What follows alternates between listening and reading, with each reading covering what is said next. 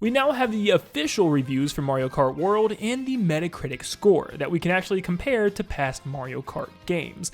But we now know the major pros and cons that a lot of major reviewers actually gave this game, and what's different this time is with the reviews, it's actually come a lot later than normal because no one really got early access to Mario Kart World and Nintendo Switch 2 per se, so we're all kind of on this fresh start together. And I've played a lot of Mario Kart World, but I'm not giving my full review yet. Mine is going to be a full, detailed, probably over an hour-long review over every little aspect of the game. But I will give you some of my early thoughts, so think of this as everybody else's review video in my preview video, where I give you some of my opinions on, what I feel is justified with everybody's reviews. But enough yapping and talking, let's actually get into the reviews. Right now, Mario Kart World is sitting at an 87 from major reviewers, and for the general audience score, it's at an 8.1. Comparing this to other Mario Kart games, it's tied right now at 5th place with Mario Kart Double Dash, both at an 87. Mario Kart 8 on the Wii U had an 88, Mario Kart 3DS, which is Mario Kart 7, had a 91, and Mario Kart 8 Deluxe had a 92. But nothing so far is beating Mario Kart Super Circuit with a 93. So obviously when we compare it to other Mario Kart Metacritic scores, it's kind of middle of the road, not really all the way up there, but let's move on and see what other reviewers are actually saying. Now, pretty much every review that I've read has been exactly the same. I mean, I think everybody has the same problems and same likes and dislikes, but I'm gonna go through them where some of the major ones and, what they said and, their opinions on the game. For instance, GameSpot said it was a nearly perfect game, but lacking in the open world department. They even loved the battle mode, which is very weird, and they thought it was actually really good and not an afterthought, which I don't know how I feel about that one, but yeah, they loved this game for the most part. Their only real gripe is the open world, where they felt like it was kind of undercooked and there wasn't too much to do. I feel like that was their only major takeaway, which resulted in GameSpot giving the game a 9 out of 10. Nintendo Life also greatly praised this game and said it was phenomenal and really, really good, but the only problem, once again, is the open world. It gets stale after a while, and after a few hours, they really thought something else was going to be included, but nope, it's just the same P-Switch missions and collectathon around a vast open world that seems kind of pointless. But other than that, Nintendo Life also gave the game a 9 out of 10. But this is where we start to see more of the negatives come up, with IGN and SwitchUp on YouTube. IGN had a lot of issues with the game.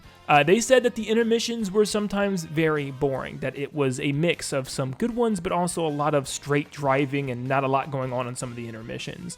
They also said that it had bad rubber banding with items, where there were so many instances of people in dead last flinging all the way to the front couple of slots in a matter of seconds because of how crazy the item loot pool can be at times. IGN also points out various reasons the game is kind of bare bones in certain areas, missing some dedicated features, 200cc, a way to toggle what music you want to hear through like a radio station, and the lack of online modes. And considering the fact that I didn't even know this one, apparently you still can't join up with friends before going on online random matches against others. You have to actually have one person join an online match, and you have to wait for a slot that opens up if you want to join your friends when they're playing online, which is just so silly to me. Now, IGN actually enjoyed the free roam missions and said that they had some fun with the different variety of difficulty and, mission objectives, which seemed to be pretty interesting for the most part.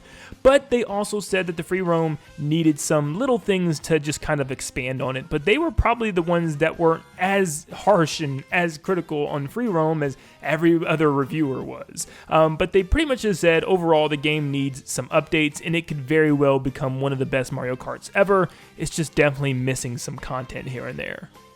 IGN ended up giving the game an 8 out of 10. And then finally with SwitchUp, they had big complaints as well. They really hate the open world, and they felt like it was just a wasted potential and something that Nintendo should have really invested heavily in, especially as a launch title for Switch 2. They claimed that little was done to this world, and they were constantly looking for something to surprise them, and after hours and hours of playing, they would never come up on that something. That even after 20 minutes, they thought for sure there had to be something else, and there just never was. They expected little Easter eggs or little things to happen to just give that Nintendo charm in the overworld, like running into into one of the cop cars driven by Shy Guys or Koopa Troopas, and then they would chase after you a little bit, kind of like a cartoon chase getaway. Nothing like GTA, but something that's a little cute nod to things that you can do and interact with in the overworld. But nothing. Once again, they honestly just felt like the game needed more things to do, especially since most, new console releases come with a big single-player experience and adventure, and the fact that they felt like there's not going to be much for them to do after too long with this game felt very light in content, and they just wished they were a lot more ambitious with the open world.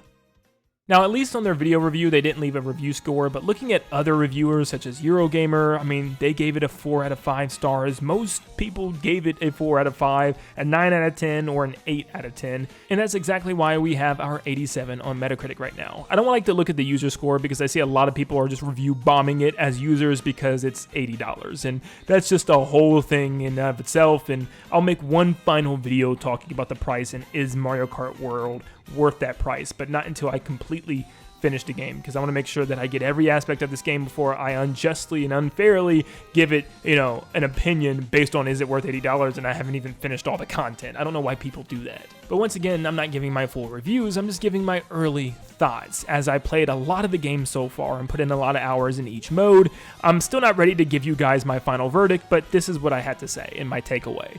I kind of agree along the lines with IGN. I think IGN's review was almost perfect. So far, out of all the reviews that I've read, I definitely agree with them the most. It feels like after 11 years, our expectations are through the roof for the next Mario Kart game, as they should be. And especially as a launch title, I feel like the game should be spewing at the seams with content, with little things, big things, tons of modes, and tons of effort in everything that's put into the game.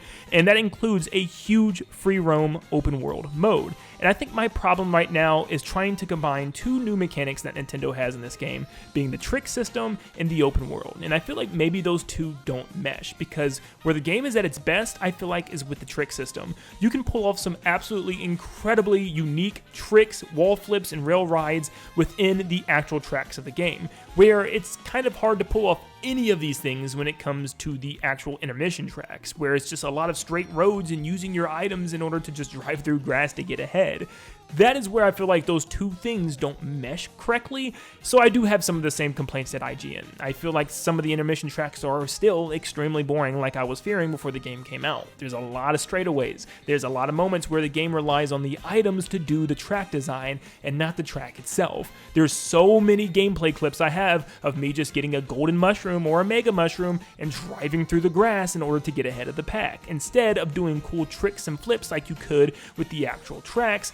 I kind of wish the game was more focused on the tracks themselves rather than this open world intermission straightaways that they do focus on. From what I've seen online and on Twitter and like a lot of people's gameplay clips, their strategies are just to kind of hang out around second and third and just bag a bunch of good items and wait to the very last second in order to use them, and you're pretty much guaranteed to win every single time because of the lack of a blue shell or major items hitting you. And yes, I cannot believe that there's no option to actually join your friends in a group before all jumping on the world stage online. It's just like, come on, what year is it and we still can't just join an official group party with friends and then party up into a game together? Why isn't this a thing? And it actually now is starting to really scare me for Splatoon 4. I believe it's a lot better in Splatoon 3, but still, it's just like, come on, these are basic things, basic online functions that's been going on since like the Xbox 360 days, Nintendo. But with all that said, it really is a testament to how good this game is, because it has a lot of problems, but I'm addicted to this game. I haven't been this addicted to a game in a very long time. I can't stop. There's so much about this game that's just addicting. The open world, I was actually very worried about, and I thought for sure that I'd get bored after a while because there's no story mode or main thing to do. But man, I could do these P-switches all day. Even the easy ones, even the hard ones, they're just fun to complete and look for and find. You can find all the little panels and the peach coins. I wish there was a tracker. That hurts so bad to me that there's no way to actually track these things down. But man, I love finding them. It's like a little adrenaline boost when I see a blue P-switch just sitting there in the grass somewhere, and then I gotta go hit it and see what that mission's gonna be. The missions might have the same objective, like going through gold rings or collecting blue coins, but at the end of the day, it's fun how they actually handle them. I mean, I've only done like 40 or 50 of them in one selective area of the map, which is like the middle by Peach's Castle, and I've had a blast. I think total there's like over 400 that I've seen somebody actually post, but yeah, that's insane. There's so many of these things to find and complete, and they're so different from one another. But I also very much agree with Switch Up. There's something very interesting about going through an open world and finding secret things that you can talk about with your friends, or for a content creator like me, that I can actually post about, and say, hey, go to this location and check out what you can do here. Yeah, I really do wish there was more interaction things, like certain NPCs could give you special missions or do some special thing that you find and you're like, oh, that's so cool, I gotta tell my friend about this. Just like they said, running into one of the cop cars, maybe we'd have them chase you. Maybe you could stumble across some type of secret cave or back alley that has some reference to a past Mario Kart game. Something like that would have been really, really cool to come across on. And it's funny because Nintendo was like the company that's good at little Easter eggs and secrets and stuff like that. I mean, Breath of the Wild was filled with them, and HAL Labs did a great job with a linear 3D Kirby experience, still having tons of Easter eggs and secrets to find in every single level. And it wasn't even open world. So yeah, it's actually very shocking and surprising they have this giant open world, and at times it just feels so underbaked. Would I love to see boss battle missions and maybe even a full-fledged story mode to utilize this world more? Of course, definitely. I'd still really, really wish that happened. It would have been a dream come true to see something like that. But I am very much having a blast with these P-Switch missions, and it's a lot more fun than I ever thought it was going to be. If I was a kid right now, I promise you this would be the coolest thing in history. Just driving around and just being stupid, running into things, taking over semis, crushing things, and just driving through cities. It'd be a blast. This is exactly what I've always wanted as a kid. So to see this now is just like, I kind of envy children because they're probably enjoying this way more than I even am, and I'm enjoying it a lot. But still, I think the free roam is great. I think this game is great. I think there's so many good things about it, but once again, I'm just so conflicted because there's so many missing things about it. The game needs updates, and that's the thing. Nintendo needs to come out soon and just pretty much give us a slate of updates that are coming out to this game. More costumes, more characters, maybe more cups that they made utilizing already existing paths and roads in this game.